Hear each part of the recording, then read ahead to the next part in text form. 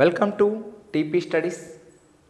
Daily current ఈవెంట్స్లో భాగంగా today current అప్డేట్కి సంబంధించినటువంటి ప్రధాన అంశాల గురించి అనేది మనం మాట్లాడుకోవడం జరుగుతుంది. అందులో ప్రధానంగా చూసుకున్నట్లయితే ఒక రీజనల్ ఇష్యూ అనేది ప్రధానంగా మనకు రావడం అనేది జరిగింది. అదేవిధంగా ఈ రీజనల్ ఇష్యూ అనేది చెప్పే ముందు చిన్న అనౌన్స్మెంట్ అనేది చూడండి. యాక్చువల్గా మనకి తెలిసిందే గ్రూప్ 4కి సంబంధించినటువంటి ఒక నోటిఫికేషన్ అనేది మనకి ఆల్రెడీగా డిసెంబర్లో అనేది రావడం అనేది జరిగింది. దానికి సంబంధించినటువంటి కరెంట్ ఈవెంట్స్ అనేది ఏ విధంగా ప్రిపేర్ అవ్వాలి, జనరల్ స్టడీస్ యొక్క పేపరు అనేది ఏ విధంగా అనేది ఉంటుంది అనేటువంటి సిలబస్ ఎనాలిసిస్ అనేది మీకు త్వరలో నేను చేస్తాను మ్యాక్సిమం. ఎందుకంటే ఆల్రెడీగా హైకోర్టుకు కూడా మనం సిలబస్ ఎక్స్ప్లెనేషన్ ఏ విధంగా ఇచ్చామో అదేవిధంగా జనరల్ స్టడీస్కి సంబంధించినటువంటి కాస్త మనం ఏం చేస్తామంటే సిలబస్ ఎక్స్ప్లెనేషన్ కూడా మనం చెప్పుకోవడం అనేది జరుగుతుంది. అంటే మ్యాక్సిమం చాలా కాల్స్ అనేవి మీకు తెలిసిందే రావడం జరుగుతుంది. మేము కూడా ఆఫ్లైన్లో కాస్త బిజీ అయిపోవడం వల్ల ప్రధానంగా మనకి ఏంటంటే 7 or 8 days మీకు ఏదైతే కరెంట్ అప్డేట్స్ కూడా రావలేదు 1 week బట్టి. మళ్ళీ టుడే నుండి మనకి ఏంటంటే కరెంట్ ఈవెంట్స్ అనేవి రావడం అనేది జరుగుతుంది. రైట్, మరి టుడే వార్తల్లో ఉండేటువంటి అంతర్జాతీయ అంశాలు ఏమున్నాయి, జాతీయ అంశాలు ఏమైనా ఉన్నాయి, ప్రాంతీయ అంశాలు అనేవి ఏమున్నాయి అనేసి మనం MCQ రూపంలో అనేది చూడడం అనేది జరుగుతుంది. అందులో ప్రధానంగా ఫస్ట్ క్వశ్చన్ మీరు అబ్జర్వేషన్ చేయండి మ్యాక్సిమం. ఎందుకంటే మార్నింగ్ మొత్తం మీరు పేపర్ చదివే ఉంటారు కాబట్టి క్వశ్చన్కి ఆన్సర్ అనేది మీరు అనేది చేస్తున్నారా లేదా అనేదే మనకి ఏంటంటే ఈ సెషన్ జస్ట్ 1. ఇటీవల కాలంలో ఆంధ్రప్రదేశ్ ప్రభుత్వం ఏ నగరాలను కాన్సెప్ట్ సిటీ ఏర్పాటుకు అనేది ప్రధానంగా ఏ నగరాన్ని కాన్సెప్ట్ సిటీస్గా తీర్చిదిద్దడం కోసం నిర్ణయం తీసుకోవటం అనేది జరిగింది. ఆంధ్రప్రదేశ్లో కొన్ని సిటీస్ని కాన్సెప్ట్ సిటీస్గా తీర్చిదిద్దడానికి అనేది నిర్ణయం తీసుకుంది. అసలు కాన్సెప్ట్ సిటీస్ అంటే ఏంటంటే ప్రధానంగా ఆ యొక్క నగరాల్లో కొంత పారిశ్రామిక రకంగా అంటే పర్యావరణ రహితమైనటువంటి పరిశ్రమలు ఏర్పాటు చేయడం కానీ, ఐటీ జోన్స్ ఏవైతే ఉంటాయో ఐటీ జోన్స్ని డెవలప్మెంట్ చేయడం కోసం, అంటే ప్రధానంగా ఇక్కడ ఏంటంటే అభివృద్ధినే ప్రాతిపదికగా తీసుకుంటూ అభివృద్ధిని ప్రాతిపదికగా చేసుకుంటూ ఒక ప్రాంతాన్ని అభివృద్ధి చేయడం కోసం తీసుకునేటువంటి నగరాలని మనం ఏమంటామంటే కాన్సెప్ట్ సిటీస్ అని పిలవడం అనేది జరుగుతుంది. అయితే మన ఆంధ్రప్రదేశ్లో ప్రధానంగా ఏ నగరాన్ని కాన్సెప్ట్ సిటీస్ నగరాలుగా అనేది ఆంధ్రప్రదేశ్ అనేది తీసుకోవడానికి అనేది నిర్ణయం తీసుకుంది అనేది ఇక్కడ క్వశ్చన్ మనకి. అబ్జర్వేషన్ చేయండి. ప్రధానంగా ఆప్షన్ ఏ ఏమడుగుతున్నారు మనకి, విశాఖపట్నము. ఆప్షన్ 2 ఏంటి మనకి, విజయవాడ. ఆప్షన్ 3 ఏంటంటే మనకి తిరుపతి. ఆప్షన్ డి మనకి చూసుకున్నట్లయితే అనంతపురం అనేది మనకి. ఇందులో ప్రధానంగా రీసెంట్గా మనకి న్యూస్లో ప్రకారంగా చూసుకున్నట్లయితే కాన్సెప్ట్ సిటీస్లో ప్రధానంగా 3 ప్రాంతాలను అనేది సరిదిద్దడం అనేది జరుగుతుంది. ఆ 3 ప్రాంతాలని మనం గుర్తించినట్లయితే మొదటిది మనకి ఏంటంటే విశాఖపట్నం అనేటువంటి ప్రాంతము, ఇక రెండోది మనకు చూసుకున్నట్లయితే తిరుపతి అనేటువంటి ప్రాంతము, ఇక థర్డ్ వన్ చూసుకున్నట్లయితే అనంతపురం అనేటువంటి ప్రాంతం. ఈ 3 ప్రాంతాలని ప్రధానంగా మనకి ఏంటంటే కాన్సెప్ట్ సిటీస్గా అనేది సరిదిద్దడం అనేది జరుగుతుంది. అంటే కాన్సెప్ట్ సిటీస్గా ఏర్పాటుకు అనేది నిర్ణయం తీసుకుంటుంది. కాన్సెప్ట్ సిటీస్ అంటే ఏంటి అనేటువంటి కాన్సెప్ట్ మనం నెక్స్ట్ చూస్తాం, ఇప్పుడే చూస్తాం మీకు. అయితే ఇక్కడ ఆన్సర్ అనేది గుర్తుపెట్టుకోండి. ఏంటి మనకి ఆన్సర్ అవుతుంది, ఏసీ అంటే మనకి థర్డ్ వన్ అనేది ఆప్షన్ అవుతుంది. మరి ఏంటి సార్ ఈ కాన్సెప్ట్ సిటీస్ కాన్సెప్ట్ ఏంటంటే ప్రధానంగా ప్రభుత్వ ఐటీ సిటీలు ఏవైతే ఉన్నాయో ఆ ప్రభుత్వ ఐటీ సిటీల యొక్క కాన్సెప్ట్ ఏంటంటే 2000 ఎకరాలను అనేది ఆ ప్రాంతంలో ఎంపిక అనేది చేసి ప్రధానంగా పర్యావరణ రహితంగా అంటే పర్యావరణానికి హాని కలగకుండా గ్రీన్ ఇండస్ట్రీస్ అనేవి డెవలప్మెంట్ చేయడం కోసం. అంటే బేసిక్గా ఏదైనా ఒక ప్రాంతం అనేది అభివృద్ధి చెందాలి అంటే ప్రధానంగా అభివృద్ధి దేనివల్ల, పరిశ్రమల వల్ల కదా అభివృద్ధి చెందుతుంది. అటువంటి పరిశ్రమలు అనేది నేటి కాలంలో ఎలా ఉన్నాయంటే పర్యావరణానికి విఘాతము కలిగించే విధంగా ఉన్నాయి. అటువంటి పర్యావరణానికి విఘాతము కలిగించకుండా అంటే పర్యావరణాన్ని కాపాడుకుంటూ ఇండస్ట్రీ సెక్టార్ని అనేది డెవలప్మెంట్ ఏదైతే చేస్తామో అటువంటి ఇండస్ట్రీ సెక్టార్ని మనం ఏమంటామంటే గ్రీన్ ఇండస్ట్రీ అని పిలవడం అనేది జరుగుతుంది. అలా పర్యావరణానికి అనుకూలమైనటువంటి గ్రీన్ ఇండస్ట్రీస్ అనేది ఏర్పాటు చేయడం అనేది జరుగుతుంది. ఇక నెక్స్ట్ వన్ చూసుకున్నట్లయితే ఐటీ సంస్థల యొక్క కార్యకలాపాలని ప్రారంభించే విధంగా ఆ ఐటీ సంస్థల యొక్క అభివృద్ధి అనేది ప్రపంచ స్థాయిని అనేది తాకే విధంగా అనేది ఈ సౌకర్యాలను అనేది ఆ ప్రాంతంలో కలగజేయడం అనేది జరుగుతుంది. అదేవిధంగా చూసుకున్నట్లయితే విమానాశ్రయాలు, రహదారుల యొక్క అనుసంధానము, అభివృద్ధి అనేది చేయడము. నెక్స్ట్ వన్ ఏంటంటే ప్రధాన సంస్థలకు అనేది అనుబంధంగా కొన్ని కంపెనీలు అనేది ఏర్పాటు చేయడము. నెక్స్ట్ వన్ చూసుకున్నట్లయితే నైపుణ్యం కలిగినటువంటి మానవ వనరుల తయారీకి అనేది కార్యాచరణ అనేది చేయడం. నెక్స్ట్ వన్ ఏంటంటే ఐటీ సంస్థల్లో పనిచేసేటువంటి సిబ్బందికి అవసరమైనటువంటి అనేక మౌలిక సదుపాయాలను కూడా కల్పించడము.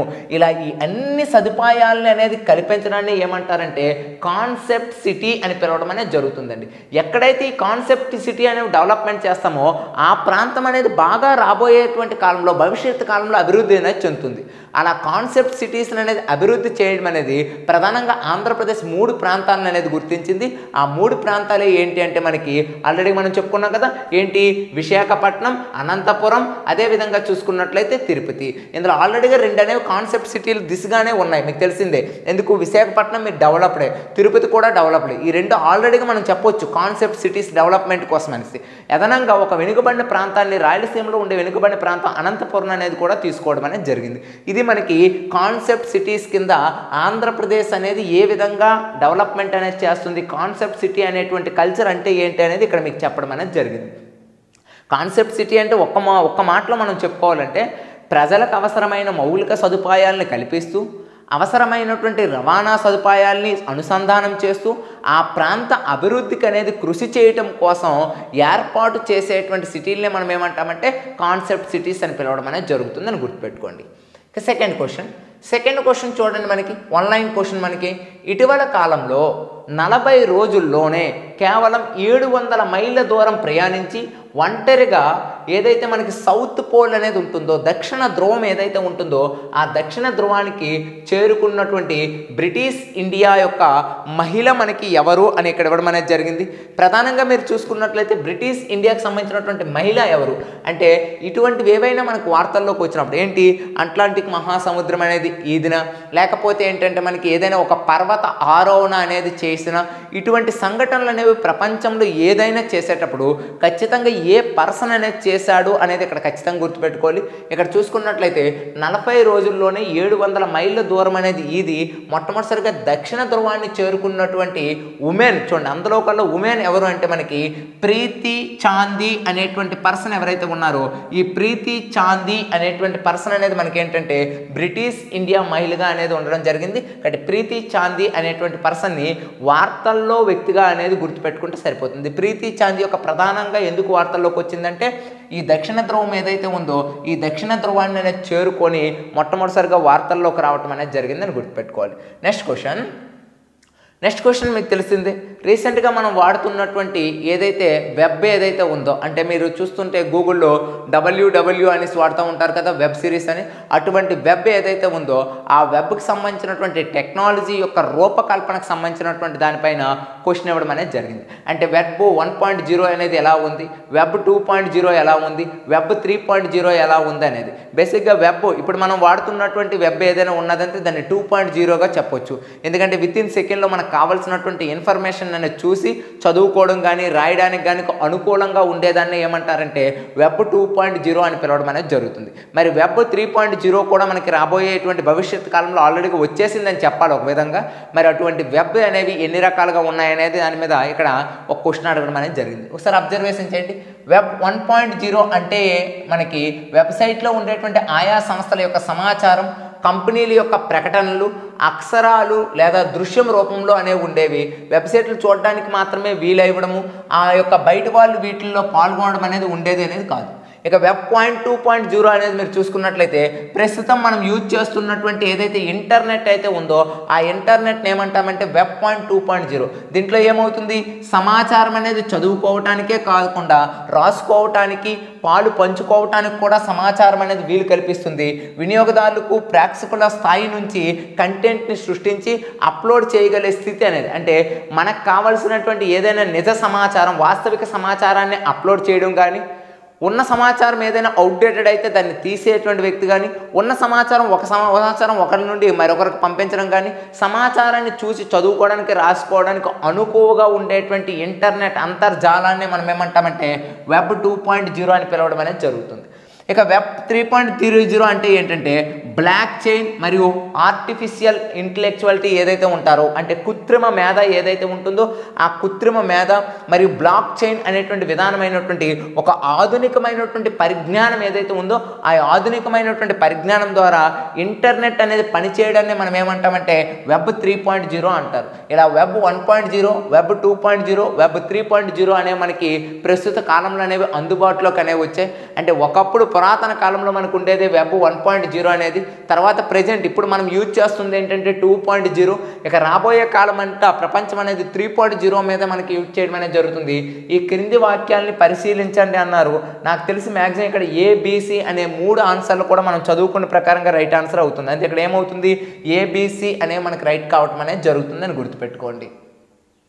నెక్స్ట్ మనం చూసుకున్నట్లయితే ప్రధానంగా మనకి ఏంటంటే ట్రోఫీకి సంబంధించి, అంటే బేసిక్గా మీకు తెలిసిందే ఏదైనా ఒక క్రీడకు సంబంధించి ఇచ్చేటువంటి ట్రోఫీకి అంటూ ఒక నేమ్ అనేది ఉంటుంది. అది క్రీడకి అనేది కూడా మారటం అనేది జరుగుతుంది. ఇప్పుడు దానికి సంబంధించినటువంటి ఒక స్పోర్ట్స్కి సంబంధించినటువంటి ప్రధానమైనటువంటి విషయంగా ఇది మనకు వార్తల్లో ఉంది. కాబట్టి ఇక్కడ క్వశ్చన్ ఏమి అడిగారు చూడండి, సరికాని అంశాన్ని అనేది మనకి గుర్తించండి అని అన్నారు. ఇటువైపు మనకేంటి ఒక 4 ట్రోఫీలు ఇవ్వడం జరిగింది. ఈ ట్రోఫీలు అనేవి ప్రధానంగా ఏ గేమ్స్కి సంబంధించినవి అనేది ఇక్కడ ఇవ్వడం అనేది జరిగింది.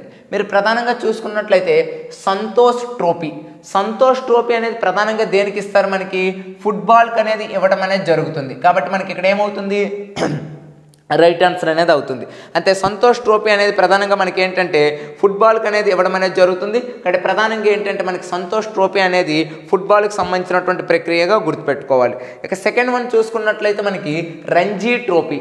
రంజీ అంటేనే మీ అందరికి అవగాహన అనేది ఉండాలండి. మనకి క్రికెట్కి సంబంధించినటువంటి ప్రధానమైనటువంటి అంశం కాబట్టి ఈ రంజీ ట్రోఫీ క్రికెట్కి అనేది అది కూడా మనకి రైట్ కావడం జరుగుతుంది. ఇక్కడ చూడండి మనకి ఇక్కడ మ్యాక్సిమం ఇదే మనకి సరికాని అంశంగా కూడా ఇక్కడ కనిపిస్తుంది నాకైతే. అగాఖాన్ ట్రోఫీ అనేది లేదా అగాఖాన్ కప్ అనేది ఉంది. అగాఖాన్ కప్ అనేది ఫుట్బాల్కి సంబంధించినటువంటి ప్రధానమైనటువంటి అంశం అనేది కాదండి మనకి. ఇది మీరు రాబోయేటువంటి గ్రూప్ డి ఎగ్జామ్ ఏదైతే ఉంటుందో ఆ గ్రూప్ డి లాంటి ఎగ్జామ్లో ప్రధానంగా యూజ్ అవుతుంది. ఎందుకంటే మ్యాక్సిమం పేపర్స్ అనేవి మీరు చూడండి గ్రూప్ డిలో ప్రధానంగా చెన్నై బోర్డు వాడు కానీ సికింద్రాబాద్ బోర్డు కానీ మీరు రాసినట్లయితే ఖచ్చితంగా ప్రీవియస్ క్వశ్చన్స్ అనేవి మీరు అబ్జర్వేషన్ చేసినట్లయితే ఇటువంటి క్వశ్చన్లు కనబడతాయి. ఒక ట్రోఫీ ఇస్తాడు, ఇది ఏ గేమ్కి సంబంధించిందని అడుగుతూ ఉంటాడు. అయితే ఇక్కడ అగాఖాన్ ట్రోఫీ అనేది మనకు ఫుట్బాల్కి సంబంధించిన విషయం కాదు. ఏ ట్రోఫీకి సంబంధించినటువంటి ప్రధానమైనటువంటి అంశం అంటే మనకి ఈ యొక్క అగాఖాన్ ట్రోఫీ అనేది మనకి చూసుకున్నట్లయితే ప్రధానంగా ఏ అంశానికి సంబంధించిందంటే హాకీ అనేటువంటి క్రీడ ఏదైతే ఉందో హాకీ క్రీడకు సంబంధించిందే ఏంటి అంటే మనకి అగాఖాన్ ట్రోఫీ అని గుర్తుపెట్టుకోవాలి. ఇక ఇరానీ ట్రోఫీ అనేది కూడా మనకి ఏమవుతుందంటే క్రికెట్కి సంబంధించినటువంటి ప్రధానమైనటువంటి అంశం అనేది అవుతుంది. కాబట్టి సరికాని అంశము ఏది అని అడిగాడు కాబట్టి మనకి అగాఖాన్ కప్ అనేది దేనికి సంబంధించింది, ఫుట్బాల్కి సంబంధించింది కాదు. కాబట్టి సరికానిది ఇది మనకి.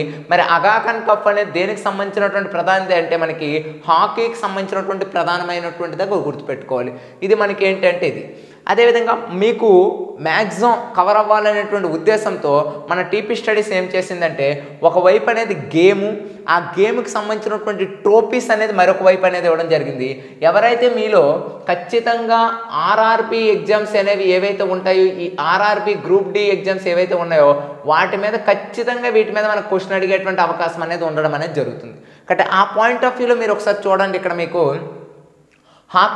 హాకీ ప్రధానంగా ఇప్పుడు ఆల్రెడీ మనకు హాకీ అనేది వచ్చింది. ఏంటి హాకీకి మనకి ఏ కప్ ఇవ్వడం అనేది జరుగుతుంది, అగాఖాన్ కప్ అవుతుంది అనేసి ఇప్పుడే నేను చెప్పాను కదా మీకు. కాబట్టి హాకీకి ఇచ్చేటువంటి ట్రోఫీస్ అనేవి మీరు చూసినట్లయితే లేదా హాకీ క్రీడకు సంబంధించినటువంటి ఈ కప్పులు అనేవి మీరు చూసినట్లయితే ప్రధానంగా హాకీ క్రీడలో ప్రధానంగా ఏంటంటే అగాఖాన్ కప్పు అనేది ఇవ్వడం జరుగుతుంది. నెక్స్ట్ వన్ ఏంటంటే మురగప్ప గోల్డ్ కప్ అనేది ఇవ్వడం జరుగుతుంది. నెక్స్ట్ వన్ ఏంటంటే విలింగ్టన్ కప్ అనేది ఇవ్వడం అనేది జరుగుతుంది. కాబట్టి ఏం గుర్తుపెట్టుకోవాలి, ఈ యొక్క Aga Khan cup, Murugappa gold cup, అదేవిధంగా విలింగ్టన్ కప్పు ఈ 3 ప్రధానంగా ఏ క్రీడకు సంబంధించినటువంటి అంశము అంటే ఆయన హాకీకి సంబంధించినటువంటి ప్రధానమైనటువంటి అంశంగా గుర్తుపెట్టుకోవాలి మీరు. ఇక నెక్స్ట్ వన్ చూసుకున్నట్లయితే ఫుట్బాల్కి సంబంధించినటువంటి ప్రధానమైనటువంటి అంశం. ఫుట్బాల్కి సంబంధించింది ఆల్రెడీగా మనకి మీరు అబ్జర్వేషన్ చేసినట్లయితే సంతోష్ ట్రోఫీ అనేది ఇప్పుడే మనం క్వశ్చన్లో మాట్లాడుకున్నాం. దాంతోపాటు బేగం అజరాల్ మాల్ కప్పు అనేది, అదేవిధంగా డ్యూరాండ్ కప్ అనేది, సుబ్రతో ముఖర్జీ కప్పు ఈ ప్రధానంగా ఈ 3 అంటే హజరత్ మహల్ కప్ అనేది, డ్యూరాండ్ కప్ అనేది, అదేవిధంగా సుబ్రతో ముఖర్జీ కప్ అనేది ప్రధానంగా దేనికి సంబంధించిందంటే ఫుట్బాల్కి సంబంధించినటువంటి ప్రధానమైనటువంటి అంశంగా ఉంది. ఇక క్రికెట్కి సంబంధించి చూసుకున్నట్లయితే సికే నాయుడు ట్రోఫీ అనేది, అదేవిధంగా రంజీ ట్రోఫీ అనేసి మనం చదువుకున్నాం, ఇరానీ ట్రోఫీ, అదేవిధంగా విజయ్ హజారే ట్రోఫీ అనేది, అదేవిధంగా డియోదర్ ట్రోఫీ అనేవి ఇటువంటి ప్రధానమైనటువంటి అంశాలు ఏవైతే ఉన్నాయో అంటే సికే నాయుడు ట్రోఫీ అనేది, ఇరానీ ట్రోఫీ, రంజీ ట్రోఫీ, అదేవిధంగా విజయ్ హజారే. రీసెంట్గా చూడండి విజయ్ హజారే ట్రోఫీ అనేది కూడా మనకి రీసెంట్గా జరిగింది. మొన్న మనం చూసుకున్నట్లయితే నవంబర్ డిసెంబర్ వార్తల్లోనే డిస్కషన్ చేసాం మనం ఆల్రెడీ. కాబట్టి విజయ్ హజారే ట్రోఫీ, రంజీ, ఇరానీ, డియోదర్ ట్రోఫీ అనేది దేనికి సంబంధించిందంటే క్రికెట్కి సంబంధించినటువంటి ప్రధానమైన అంశంగా వార్తల్లో ఉంది. నెక్స్ట్ మనం చూసుకున్నట్లయితే చెస్కి సంబంధించినటువంటి ట్రోఫీ ఏంటంటే మనకి లింకా ట్రోఫీ అనేది మనకు ఉండడం అనేది జరిగింది. నెక్స్ట్ బ్యాడ్మింటన్కి సంబంధించింది అయితే థామస్ కప్ అని పిలవడం జరుగుతుంది. టెన్నిస్కి సంబంధించినటువంటి కప్ ఏదంటే డేవిస్ కప్. మనకు బేసిక్గా ప్రీవియస్లో మనకు అడిగినటువంటి క్వశ్చన్ ఏంటి అంటే మనకి టెన్నిస్కి సంబంధించినటువంటిది డేవిస్ కప్ అనేది మనకు వార్తల్లో ఉండడం జరిగింది. ఇది మనకి ప్రధానంగా ఏంటి అంటే మనకి ఈ యొక్క కప్పులకు సంబంధించి అదేవిధంగా ఏ గేమ్స్కి అనేది ఆ ట్రోఫీస్ అనేది ఇవ్వడం అనేది జరుగుతుందని క్లియర్గా మ్యాక్సిమం మేము ఆర్ఆర్బీని దృష్టిలో పెట్టుకుంటూ ఈ క్వశ్చన్ అనేది మీకు ఇవ్వడం జరిగింది. మ్యాక్సిమం ఇప్పుడు మనం డిస్కషన్ చేసేటువంటి అంశంలో రాబోయేటువంటి గ్రూప్ డి లాంటి ప్రధానమైన ఎగ్జామ్లో కానీ లేకపోతే మన యొక్క పబ్లిక్ సర్వీస్ కమిషన్ ఇచ్చేటువంటి గ్రూప్ 4 స్థాయిలో ఉండేటువంటి క్వశ్చన్లు అనేవి దీని మీద బేస్ అయ్యి ఖచ్చితంగా ఉంటాయండి. కాబట్టి గేమ్ అనేది గుర్తుపెట్టుకోండి, ఇచ్చేటువంటి ట్రోఫీలు అనేది గుర్తుపెట్టుకోండి, అవసరమైతే బై హార్ట్ కూడా చేస్తే కాస్త మంచిదని గుర్తుపెట్టుకోవాలి. నెక్స్ట్ క్వశ్చన్ చూసుకున్నట్లయితే ఇటీవల కాలంలో ఏ కంపెనీ మార్కెట్ విలువ 3 లక్షల కోట్ల డాలర్లు అనేది 3 లక్షల కోట్ల డాలర్లు అనేది అంటే సుమారుగా మన భారతదేశంలో చెప్పాలంటే 225 లక్షల కోట్లని అధిగమించి ఘనత సాధించినటువంటి తొలి కంపెనీగా రికార్డు సృష్టించినటువంటి కంపెనీ ఏంటి? మీరు ఆల్రెడీగా దీన్ని ఏం చేయొచ్చు, మీరు ఊహించవచ్చు ఓవరాల్గా. ఎందుకంటే ప్రధానంగా ఆ కంపెనీ అనేది చాలా ఫేమస్ అని కూడా మీరు చదువుకుంటారు. అదేవిధంగా ఎక్కువగా మొబైల్స్ కూడా అదే కంపెనీకి సంబంధించి మన యువత అనేది ఇష్టపడుతూ ఉంటుంది. కాబట్టి 225 లక్షల కోట్లను అధిగమించి ఘనత సాధించినటువంటి తొలి కంపెనీ ఏది అంటే మీకు తెలిసిందే యాపిల్ అనేటువంటి కంపెనీ అనేది ఘనత సాధించడం అనేది జరిగింది. మరి ఏంటి అనేది ఒకసారి ప్రధానంగా చూద్దాం. అంటే ప్రపంచంలోనే ఫేమస్ కంపెనీలుగా ఎదుగుతున్నటువంటి కంపెనీల యొక్క మార్కెట్ విలువ అనేది చూద్దాం. ఎందుకంటే మనకు వార్తల్లోకెల్లా యాపిల్ కంపెనీ అనేది న్యూస్లో అనేది వచ్చిందంటే మరికొన్ని కంపెనీలు కూడా వాటి యొక్క మార్కెట్ విలువ చూసుకోవాలి. ఖచ్చితంగా వీటి మీద కూడా క్వశ్చన్లు అడిగే అవకాశం అనేది ఉంటుంది. కాబట్టి ఏంటి మనకి యాపిల్ కంపెనీ అనేది చూసుకున్నట్లయితే దగ్గర 3 లక్షల కోట్ల డాలర్ల యొక్క మార్కెట్ విలువ అనేది కలిగి ఉంది మనకి. నెక్స్ట్ వన్ చూసుకున్నట్లయితే మైక్రోసాఫ్ట్ చూసుకున్నట్లయితే 2.51 లక్షల కోట్ల డాలర్లు అనేది. నెక్స్ట్ గూగుల్ ఆల్ఫాబెట్ అనేది 1.92 లక్షల కోట్లు, సౌదీ ఆరామ్కో అనేది 1.9 లక్షల కోట్లు, అమెజాన్ అనేది చూసుకున్నట్లయితే 1.73 క్రోర్స్ అనేది. మీరు ఇందులో ప్రధానంగా 3 విషయాలు గుర్తుపెట్టుకోండి. ఒకటి అమెజాన్ గుర్తుపెట్టుకోండి, 2 యాపిల్, 3 ఏంటంటే మైక్రోసాఫ్ట్. ఎందుకంటే అమెజాన్ మనకు చూస్తున్నట్లయితే ఆల్రెడీగా లాస్ట్ మీరు డిసెంబర్ మంత్లో బాగా వార్తల్లో ఉండేటువంటి ఒక కంపెనీ ఏదంటే అమెజాన్ కంపెనీ మనం చదువుకున్నాం.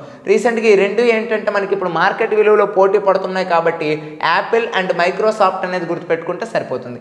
ఇది మనకి అయితే ప్రజెంట్ మనకి యాపిల్ కాకుండా ప్రధానంగా మనకి ఏంటంటే ఓవరాల్గా రీసెంట్గా మార్కెట్ విలువ అత్యధికంగా కలిగినటువంటి కంపెనీ మనకి ఏంటి అంటే మనకి ఈ యొక్క యాపిల్ కంపెనీ అనేది మార్కెట్లో రికార్డు స్థాయిలో అనేది మొట్టమొదటిసారిగా అత్యధిక మార్కెట్ విలువ కలిగి రికార్డు సృష్టించినటువంటి కంపెనీ ఏదంటే మనకి యాపిల్ కంపెనీ అని గుర్తుపెట్టుకోవాలి. నెక్స్ట్ క్వశ్చన్, క్రింది వాణిలో మనకి ఇది ఎకనామికల్ పాయింట్ ఆఫ్ వ్యూ మీకు ఇంపార్టెంట్ అవుతుంది. ఎకనామిక్స్ పరంగా మీరు చూసుకున్నట్లయితే దీన్ని మీరు ఏంటంటే ఎకనామిక్స్లో బ్యాంకింగ్ సాఫ్ట్వేర్కి సంబంధించినటువంటి యాడింగ్ క్వశ్చన్గా పెట్టేసుకోండి. క్రింది వాటిలో ఆర్బీఐ ప్రకారంగా దేశంలో వ్యవస్థాగతంగా ముఖ్యమైనటువంటి బ్యాంకులు అంటే డొమెస్టిక్ సిస్టమేటికల్లీ ఇంపార్టెంట్ బ్యాంక్స్ ఏవి ఉన్నాయని అడిగాడు. ఇక్కడ గుర్తుపెట్టుకోండి, మీకు ఒక పదం అనేది ఇక్కడ కొత్తగా వచ్చింది. ఏంటి? డొమెస్టిక్ సిస్టమేటికల్లీ ఇంపార్టెంట్ బ్యాంక్స్ అనేసి వచ్చింది.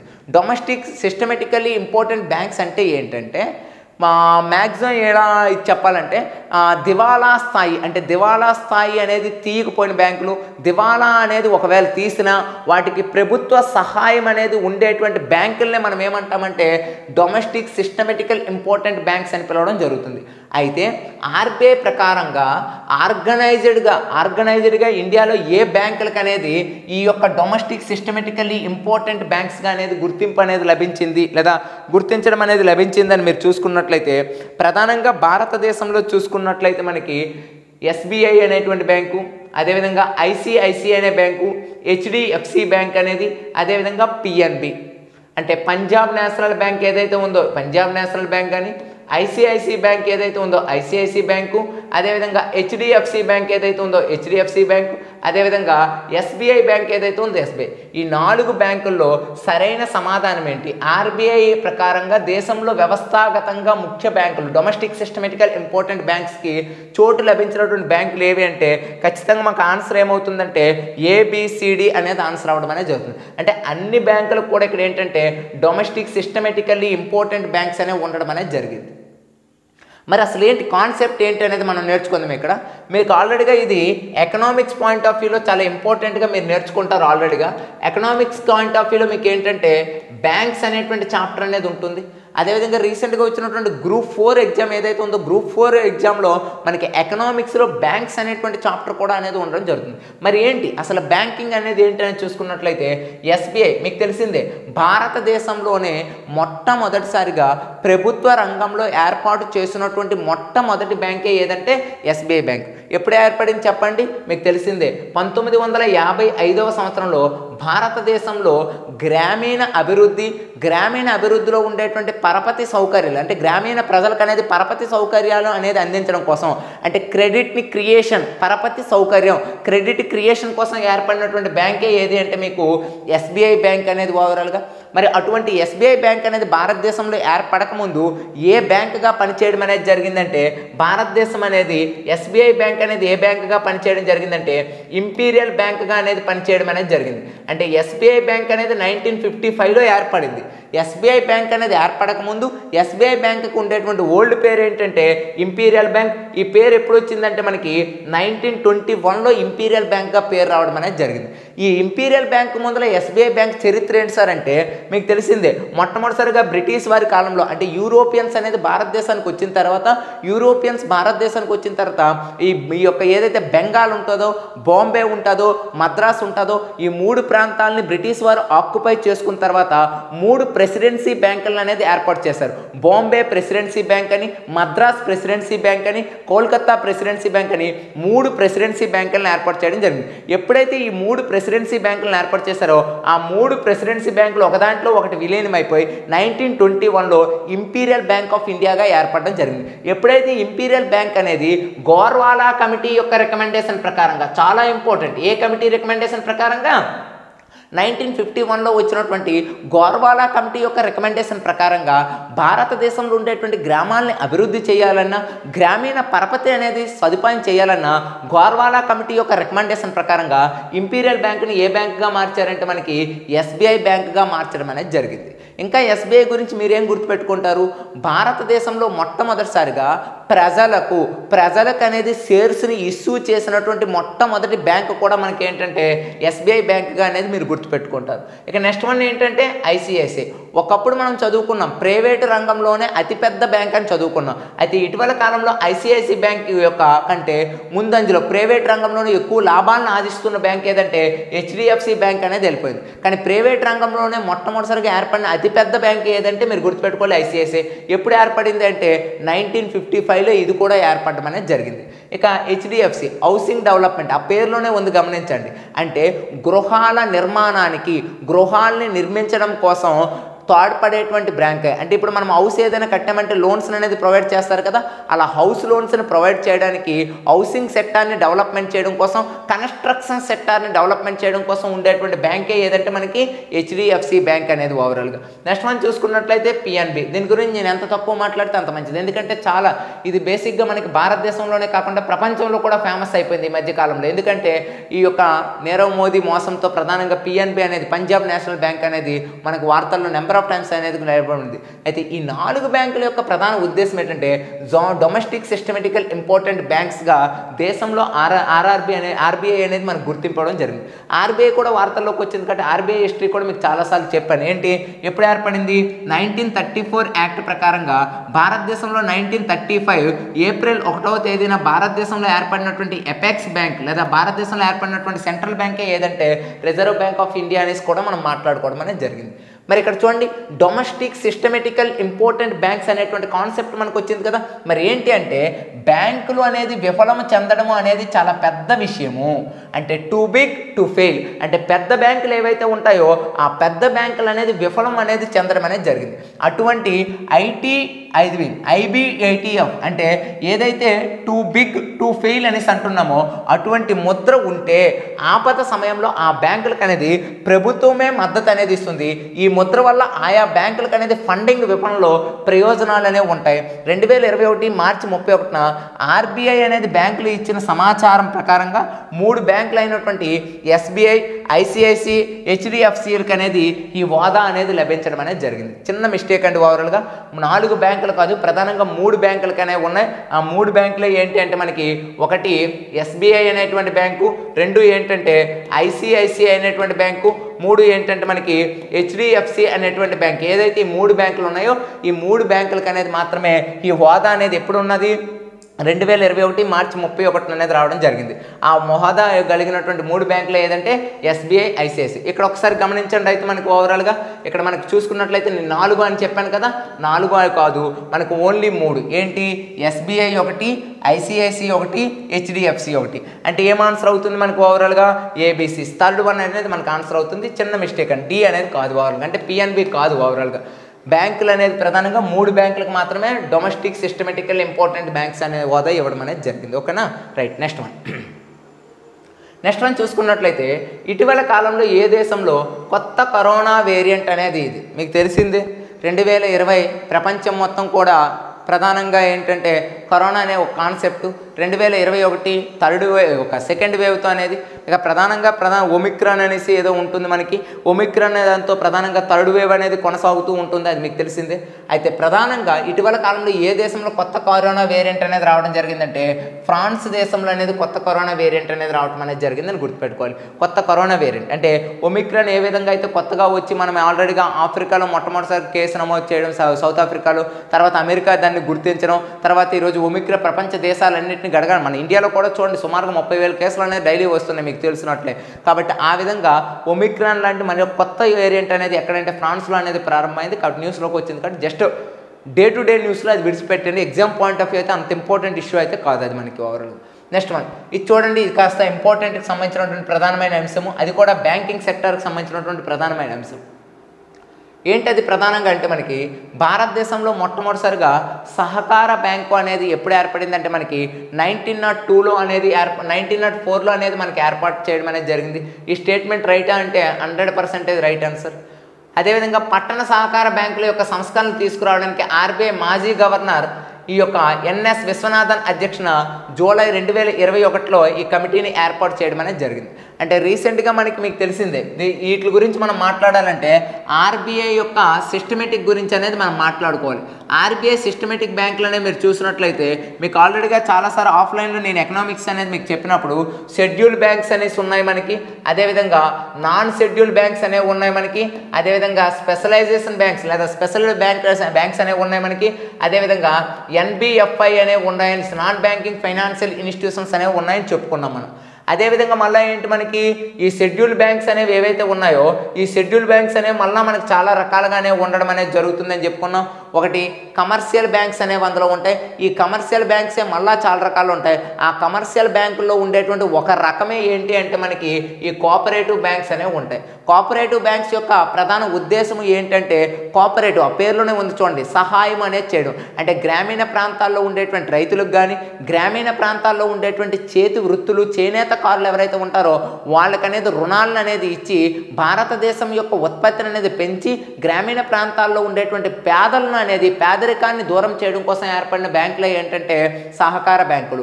దీని నినాదం ఏంటి మనం చదువుకుంటాం, ఒకరి కోసం అందరూ అందరి కోసం ఒకరు అనేటువంటి ప్రధానమైనటువంటి నినాదం కలిగినటువంటి సంస్థలు ఏంటంటే సహకార సంస్థలు. అటువంటి సహకార సంస్థలు మన భారతదేశంలో మొట్టమొదటిసారిగా బ్రిటిష్ వారి కాలంలో ఎప్పుడు స్టార్ట్ అయ్యాయంటే మనకి 1904లో అనేది మొట్టమొదటిసారిగా స్టార్ట్ కావడం జరిగింది. అసలు సహకార సంస్థలకి మన ఆంధ్రప్రదేశ్లో పునాది వేసినటువంటి వ్యక్తి ఎవరు తెలుసా మీకు? పట్టాభి సీతారామయ్య అనేటువంటి వ్యక్తి మొట్టమొదటిసారిగా కృష్ణా డిస్ట్రిక్ట్లో ఈ యొక్క సహకార బ్యాంకులకు అనేది పునాది వేయడం జరిగింది. మరి అది ఈ రోజు న్యూస్లోకి ఎందుకు వచ్చింది మనకి? ఎందుకు వచ్చిందంటే 2021లో ఒక కమిటీని అనేది ఏర్పాటు చేసి పట్టణాల్లో కూడా సహకార బ్యాంకులను అనేది అంటే పట్టణ పేదరికం కూడా రాను రాను పెరిగిపోతుంది. ఆ పట్టణాల్లో ఉండేటువంటి ప్రజలను ఆదుకోవడం కోసం, పట్టణాల్లో ఉండే ప్రజలకు రుణాలను అందించడం కోసం పట్టణ ప్రాంతాలకు కూడా సహకార బ్యాంకులను అనేది అందుబాటులోకి తెస్తుంటే బాగుంటుంది అనే ఉద్దేశంతో ఒక కమిటీని అనేది 2021లో వేయడం అనేది జరిగింది. అదే ఏంటంటే ఎన్ఎస్ విశ్వనాథన్ అధ్యక్షన. ఈయన ఎవరు సార్ అంటే ఆర్బీఐ యొక్క మాజీ గవర్నర్గా పనిచేయడం జరిగింది. అటువంటి ఎన్ఎస్ విశ్వనాథన్ అధ్యక్షన జూలై 2021లో కమిటీ వేయడం అనేది జరిగింది. అయితే ఆ కమిటీ అనేది సహకార బ్యాంకులకు సంబంధించింది. ఈ రెండిట్లో సరైన ప్రధానంగా ఇక్కడ ఏంటంటే ఎన్ఎస్ విశ్వనాథన్ అనేటువంటిది ఏది కూడా ఏంటంటే కరెక్ట్ అవుతుంది. మొట్టమొదటిసారి సహకార బ్యాంకులు కూడా కరెక్ట్ అవుతుంది కాబట్టి ఏ అండ్ బి అనేటువంటి 2 క్వశ్చన్లు కూడా మనకి ఇక్కడ ఏమవుతాయంటే ఆన్సర్ కావడం అనేది జరుగుతుంది. నెక్స్ట్ క్వశ్చన్ అబ్జర్వ్ చేయండి. భారతదేశంలో జాతీయ కబడ్డీ టోర్నీని ఎక్కడ నిర్వహించడం అనేది జరుగుతుంది? మీకు తెలిసింది ఈరోజు న్యూస్లోకి వచ్చింది మనకు ఆల్రెడీగా. ఎక్కడ నిర్వహించడం అనేది జరుగుతుందండి మనకు ఓవరాల్గా తిరుపతి ఏదైతే ఉందో తిరుపతిలో నేషనల్ కబడ్డీ పోటీలు అనేవి స్టార్ట్ అవుతున్నాయి మనకి. కాబట్టి అది వార్తల్లోకి వచ్చిన అంశం కాబట్టి ప్రాంతీయ అంశంగా గుర్తుపెట్టుకున్నాం. అది కూడా నేషనల్ లెవెల్లో కబడ్డీ టోర్నీ కాబట్టి తిరుపతి అనేది ఆతిథ్యం అనేది ఇవ్వడం జరుగుతుంది. డైరెక్ట్ క్వశ్చన్ అయిన తర్వాత ఇంకా దాని గురించి మనం కరెంట్ అప్డేట్ మాట్లాడుకుందాం. నెక్స్ట్ మనం చూసుకున్నట్లయితే ఓఎన్జీసీకి తొలి మహిళా తాత్కాలిక సీఎండీగా ఎవరు నియమితులు కావటం అనేది జరిగిందని అడిగారు. మనకి ఈ యొక్క ONGC oil natural gas company ఏదైతే ఉందో ఓఎన్జీసీ అనేది ఏదైతే ఉందో దానికి అనుపమా శెట్టి అనేటువంటి ఆమె తొలి మహిళా తాత్కాలిక సీఎండీగా ఉండడం అనేది జరిగింది. ఇక్కడ తొలి మహిళ అంటున్నాం, ఓఎన్జీసీ అంటున్నాం, అనుపమా శెట్టి మీకు ఆల్రెడీ తెలుసు అనుపమా సినిమా హీరోని కాబట్టి ఆటోమేటిక్గా మీకు సింపుల్గా గుర్తుపెట్టుకోండి. ఓఎన్జీసీ తొలి మహిళ ఎవరంటే అనుపమా శెట్టి అని గుర్తుపెట్టుకోండి సరిపోతుంది. నెక్స్ట్ కాస్త మీకు ఏంటంటే ఒక 10 కరెంట్ అప్డేట్ బిట్స్ ఇచ్చాం కదా, ఒక 5 అనేది రాబోయేటువంటి గ్రూప్ 4ని దృష్టిలో పెట్టుకుంటూ ఒక 5 క్వశ్చన్లు మీకు ఏం చేస్తున్నామంటే జనరల్ స్టడీస్ పాయింట్ ఆఫ్ వ్యూలో హిస్టరీ పాలిటీని బేస్ చేసుకుంటూ మేము క్వశ్చన్లు ఇవ్వడం జరుగుతుంది. కానీ దానికి సంబంధించినటువంటి క్వశ్చన్ చూసుకున్నట్లయితే మీకు తెలిసిందే చరిత్రలో బ్లూ వాటర్ పాలసీ అని చదువుకుంటారు. ఓకే, చదువుకున్నారా?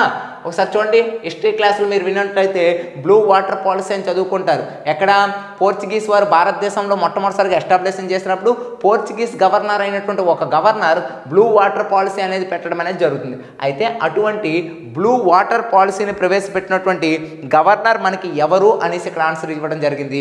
ఎవరు అంటే ఫ్రాన్సిస్ డి ఆల్మిడా అనేటువంటి వ్యక్తి అనేది మొట్టమొదటిసారిగా భారతదేశంలో ఏంటంటే బ్లూ వాటర్ పాలసీని కనుక్కోవడం జరిగింది. అసలు బ్లూ వాటర్ పాలసీ అంటే ఏంటంటే మీ అందరికీ తెలిసిందే, ఇది భారతదేశం అనేసి అనుకుంటే మనం భారతదేశానికి ఉండేటువంటి ఏదైతే ఈ చుట్టూ ఉండేటువంటి సముద్రాలు అనేవి ఉన్నాయి కదా, ఈ సముద్రం మీద ఆధిపత్యం అనేది సాధించడాన్ని మనం ఏమంటామంటే బ్లూ వాటర్ పాలసీ అంటాం. అటువంటి బ్లూ వాటర్ పాలసీ అంటే సముద్రం మీద ఆధిపత్యం సాధించాలనే ఉద్దేశంతో ఈ విధానాన్ని ప్రవేశపెట్టిన వ్యక్తి ఎవరంటే ఫ్రాన్సిస్ డి ఆల్మిడా. తర్వాత కాలంలో రద్దు అయిపోయింది. ఇక్కడ బ్లూ వాటర్ పాలసీని రద్దు చేసిన వ్యక్తి కూడా గుర్తుపెట్టుకోండి. ఎవరు అంటే అల్బుక్లర్క్ అనేటువంటి పర్సన్ ఎవరైతే ఉంటారో అల్బుక్లర్క్ అనేటువంటి ఈ పోర్చుగీస్ గవర్నర్ ఏం చేశాడంటే బ్లూ వాటర్ పాలసీని అనేది నవ్వు చేసుకోవడం క్యాన్సిల్ చేశాడు. అంటే సముద్రాలపైన ఎందుకు భారతదేశం మీదే ఆధిపత్యం సాధించడం అనే ఉద్దేశంతో అల్బుక్లర్క్ బ్లూ వాటర్ పాలసీ విధానాన్ని ఏం చేశారంటే క్యాన్సిల్ చేయడం అనేది జరిగింది. అయితే ఇక్కడ బ్లూ వాటర్ పాలసీ ప్రవేశపెట్టింది ఆల్మిడా, క్యాన్సిల్ చేసింది అల్బుక్లర్క్. అంతేకాకుండా పోర్చుగీస్ గవర్నర్లో కల్లా అతి గొప్ప గవర్నర్గా ఎవరు ప్రసిద్ధికించారంటే అల్బుక్లర్క్. శ్రీకృష్ణదేవరాయలతో ఒప్పందం కుదుర్చుకున్నటువంటి పోర్చుగీస్ గవర్నర్ ఎవరు అంటే మనకి అల్బుక్లర్క్ అని గుర్తుపెట్టుకోవాలి. వీళ్ళందరూ కూడా మనకి ఏంటంటే ఇంపార్టెంట్. ఇదిగోండి ఇక్కడ అల్బుక్లర్క్ అనేటువంటి పర్సన్ ఉన్నాడు కదా, అల్ఫాన్సో డి అల్బుక్లర్క్, ఆయన మనకు రద్దు చేశాడు బ్లూ నీట్ పాలసీ. ఇక మార్టిన్ ఆల్ఫాన్సో డిసౌజా ఈయన కూడా ఒక గవర్నర్. ఈయన కాలంలో ప్రధానంగా ఏంటంటే ఒక క్రిస్టియన్ వ్యక్తి అనేది రావడం జరుగుతుంది. ఎవరు ఆ క్రిస్టియన్ వ్యక్తి అంటే ఫ్రాన్సిస్ జేవియర్ అనేటువంటి ఒక క్రిస్టియన్ పర్సన్ ఎవరు వస్తారంటే మార్టిన్ ఆల్ఫాన్సో డిసౌజా కాలంలో వస్తారు. ఆయన ప్రత్యేకత ఏంటంటే భారతదేశంలో ఈ చెట్టు చివర ఉండేటువంటి ఎవరైతే మత్స్యకారులు ఎవరైతే ఉంటారో 7 లక్షల మంది మత్స్యకారుల్ని ఏం చేశారంటే క్రిస్టియన్ మతంలోనికి మార్చినటువంటి వ్యక్తి ఎవరంటే ఫ్రాన్సిస్ జేవియర్. ఆయన ఎవరి కాలంలో వచ్చారంటే డిసౌజా కాలంలో రావడం అనేది జరిగిందని గుర్తుపెట్టుకోవాలి. ఇవి పోర్చుగీస్కి సంబంధించినటువంటి ఇంపార్టెన్స్. నెక్స్ట్ వన్ చూసుకున్నట్లయితే భారత రాజ్యాంగంలో ఎన్నో షెడ్యూల్లో పార్టీ ఫిరాయింపుల గురించి అనేది మనకి ఉండడం అనేది జరిగిందంటే మీకు ఆల్రెడీ షెడ్యూల్ చెప్పినప్పుడు చెప్పుకుంటాం మనం ఓవరాల్గా 10 అనేది మనకి ఏంటంటే పార్టీ ఫిరాయింపులకు సంబంధించింది అనేటువంటి విషయం. నెక్స్ట్ మనం చూసుకున్నట్లయితే మనకు ఓవరాల్గా పార్టీ ఫిరాయింపుల తర్వాత క్రింది శిఖరాల్లో ఏ శిఖరం భారత భూభాగంలో అనేది ఉంది అని అడిగారు. భారత భూభాగంలో ఉండేటువంటి శిఖరం ఏదంటే నంగ ప్రభాత్ అనేటువంటి శిఖరం ఏదైతే ఉంది, ఇది ప్రధానంగా మీకు జమ్మూ అండ్ కాశ్మీర్ ఏదైతే ఉంటుంది, అంటే ఒకప్పుడు ఉమ్మడిగా ఉండేటప్పుడు జమ్మూ అండ్ కాశ్మీర్ ఏదైతే ఉందో ఆ జమ్మూ అండ్ కాశ్మీర్, ఉమ్మడి జమ్మూ అండ్ కాశ్మీర్లో నంగ ప్రభాత్ అనే శిఖరం ఉంది. మరి అన్నపూర్ణ అనేవి, ధవలగిరి అనేవి, మాకాలు అనేటువంటివి జోగ్రఫికల్ పాయింట్ ఆఫ్ వ్యూలో మీరు చూసుకున్నట్లయితే ప్రధానంగా మనకి ఎక్కడ కనిపిస్తాయంటే నేపాల్ దేశంలో అనేవి కల్పించడం అనేది జరుగుతుంది. ఇది మనకి ప్రీవియస్ పబ్లిక్ సర్వీస్ కమిషన్లో కూడా అడిగాడు. అన్నపూర్ణ శిఖరం ఎక్కడ ఉందంటే, అన్నపూర్ణ అంటే తెలుగు నేమ్ కాబట్టి ఇండియా పెట్టారు, రాంగ్ ఆన్సర్ అండి.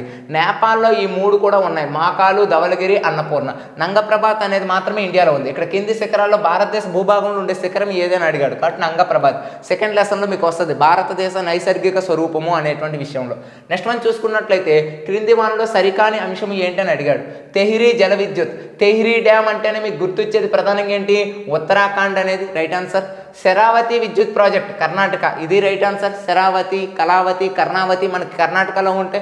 ఇందిరా సాగర్ విద్యుత్ ప్రాజెక్ట్ మహారాష్ట్ర అని ఇచ్చారు, ఇది కాస్త రాంగ్ అండి. ఇందిరా సాగర్ విద్యుత్ ప్రాజెక్ట్ అనేది మనకి ఎక్కడ ఉంటుందంటే నర్మదా నదికి అనేది ఇంటర్లింక్గా ఉండడం అనేది జరుగుతుంది, ఇక్కడ మధ్యప్రదేశ్లో ఉండడం జరుగుతుంది. సలాల్ విద్యుత్ ప్రాజెక్ట్ అనేది జమ్మూ అండ్ కాశ్మీర్, దీని మీద పెద్ద గొడవలేనే మనకున్న ఆల్రెడీ తెలిసి మనం చర్చించాం క్లాస్లో కూడా జాగ్రఫీ చెప్పినప్పుడు. ఇక్కడ సలాల్ విద్యుత్ ప్రాజెక్ట్ ఏంటంటే జమ్మూ అండ్ కాశ్మీర్. ఇక్కడ సరి కానిది ఏంటని అడిగాడు కాబట్టి ఇందిరా సాగర్ విద్యుత్ ప్రాజెక్ట్ మహారాష్ట్ర అన్నారు, రాంగ్ ఆన్సర్. ఎక్కడండి, మధ్యప్రదేశ్. కాబట్టి సరి కానిది ఏదంటే థర్డ్ వన్నే మనకు సరి కానిది. ఓకే, లాస్ట్ క్వశ్చన్ అనేది మనం చూద్దాం. క్రింది వాటిలో ఏ వ్యాధికి బ్యాక్టీరియా ద్వారా అనేది సంభవిస్తుంది? సిఫిలస్ అనేది ఏంటంటే మనకి బ్యాక్టీరియా ద్వారా అనేది సంభవించడం అనేది జరుగుతుందని గుర్తుపెట్టుకోండి. ఇదే అండి మనకి టుడేకి సంబంధించినటువంటి 10 కరెంట్ అప్డేటెడ్ బిట్స్ అండ్ 5 అనేది జనరల్ స్టడీస్కి సంబంధించినటువంటి క్వశ్చన్స్ అనేవి. ఈ విధంగా మనం ఏం చేద్దామంటే గ్రూప్ 4కి సంబంధించినటువంటి కొన్ని క్వశ్చన్లు అనేవి ఎక్స్ప్లెనేషన్ చేసుకుంటూ daily day to day current అప్డేట్ని కూడా మనం ఎక్కువగా ఎక్స్ప్లెనేషన్ చేసుకోవడం అనేది జరుగుతుంది. మరి టుడే కరెంట్ ఈవెంట్లో అత్యంత ఇంపార్టెంట్ ఏంటంటే ఆ కప్పులు ఏవైతే ఉన్నాయో ఆ టోర్నీలు అనేవి ప్రధానంగా అనేది గుర్తుపెట్టుకోండి. అదేవిధంగా మన ఆంధ్రప్రదేశ్కి సంబంధించి ఏంటంటే ఆ యొక్క కాన్సెప్ట్ సిటీస్ అనేటువంటి ప్రోగ్రామ్ ఫస్ట్ బిట్లో ఎక్స్ప్లెనేషన్ చేసుకున్నాం కదా, అది కూడా మీరు గుర్తుపెట్టుకోవాలి. ఇది టుడే కరెంట్ ఈవెంట్స్ సంబంధించిన ప్రధానమైన అంశము. Thank you for watching this video.